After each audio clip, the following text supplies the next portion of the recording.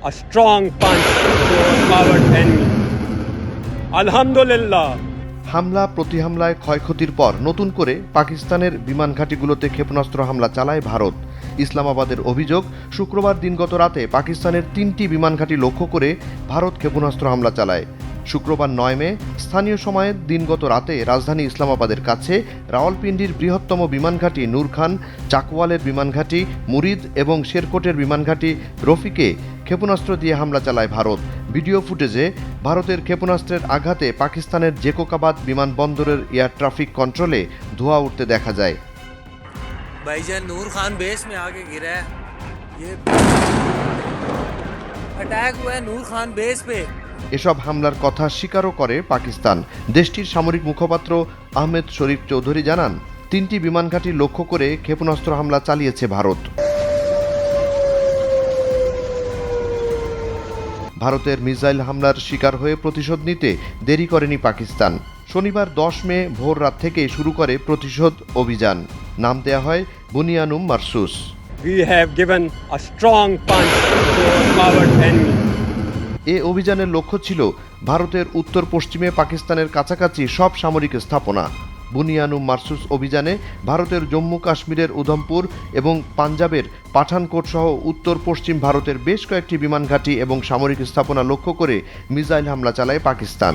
ভারতীয় লক্ষ্যবস্তুতে ছোড়া ক্ষেপণাস্ত্রগুলো পাকিস্তানের নিজেদের তৈরি ফাতেহ 1 এবং ফাতেহ 2 বলে জানা যায়। Bismillahir Rahmanir Rahim. Today on 10th May at the time of Fajr. দৃষ্টি আকর্ষণের বিষয় হচ্ছে, অভিযানে মিসাইল ছোড়ার মুহূর্ত ভিডিও করে বিভিন্ন মাধ্যমে ছেড়ে দেয় পাকিস্তান সেনাবাহিনীর প্রতিটি ইউনিট।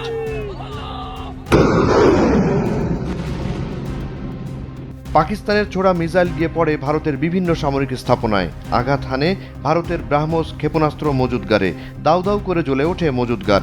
সামাজিক মাধ্যমে ছড়িয়ে পড়া ভিডিওতে দেখানো হয় পাকিস্তানের প্রতিশোধমূলক হামলায় বিয়াসে ভারতের ব্রাহ্মস ক্ষেপণাস্ত্র সংরক্ষণ কেন্দ্রের ক্ষতি। মিসাইল আঘাত হানে কাশ্মীরের উধমপুর এয়ারবেস বা বিমান ঘাঁটিতে।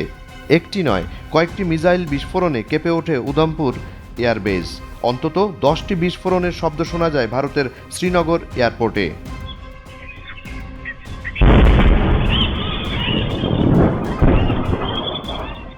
শুধু তাই না, দক্ষিণে ভারতের গুজরাট আদানি বিমানবন্দরে আঘাত হানে পাকিস্তানের মিসাইল।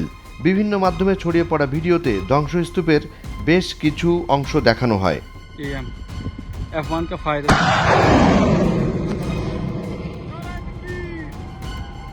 পাকিস্তানি মিসাইলে আরও আক্রান্ত হয় ভারতীয় সেনাবাহিনীর নর্দার্ন কমান্ড সদর দপ্তর, একটি ব্রিগেড সদর দপ্তর, অত্যাধুনিক আকাশ প্রতিরক্ষা ব্যবস্থা S-400 ইত্যাদি। যদিও ভারতীয় গণমাধ্যম হিন্দু অস্বীকার করে S-400 ধ্বংসের দাবি। এভাবে জম্মু কাশ্মীর, পাঞ্জাব সহ উত্তর পশ্চিম ভারতের বিস্তৃত অঞ্চলের 26টি লক্ষ্যবস্তুতে ড্রোন ও আর্টিলারি হামলা চালায় পাকিস্তান। বেশিরভাগ পাল্টা হামলায় ভারতের অসহায়ত্ব প্রকাশ পেলে বিষয়টিকে অন্যভাবে ফুটিয়ে তোলার চেষ্টা করে ভারতীয় গণমাধ্যমগুলো। পাকিস্তানের হামলাকে সাম্প্রদায়িক হামলা বলে প্রতিষ্ঠা করার চেষ্টা করে ভারতীয় গণমাধ্যম। সামরিক স্থাপনার কথা এড়িয়ে হিন্দু অধ্যুষিত এলাকা, হিন্দু মন্দির আক্রান্ত এমন খবর বেশি বেশি প্রচার করে। শুধু তাই না, ভারতের দুর্বলতা যাতে প্রকাশ না পায় সেজন্য বাংলাদেশের মতো নিরপেক্ষ দেশের সংবাদ মাধ্যমে আনে নিষেধাজ্ঞা। যমুনা টিভি, সময় TV, DBC news, 71 TV, Bangla vision, ATN news এবং মোহনা টিভির মতো জনপ্রিয় 7টি টেলিভিশনের ইউটিউব চ্যানেল বন্ধ করে দেয় ভারত। এভাবে নিজেদের অসহায়ত্ব প্রকাশ করে পরমাণু শক্তিধর দেশটি। জুনায়েদ আলী সাকি, বৈশাখী সংবাদ।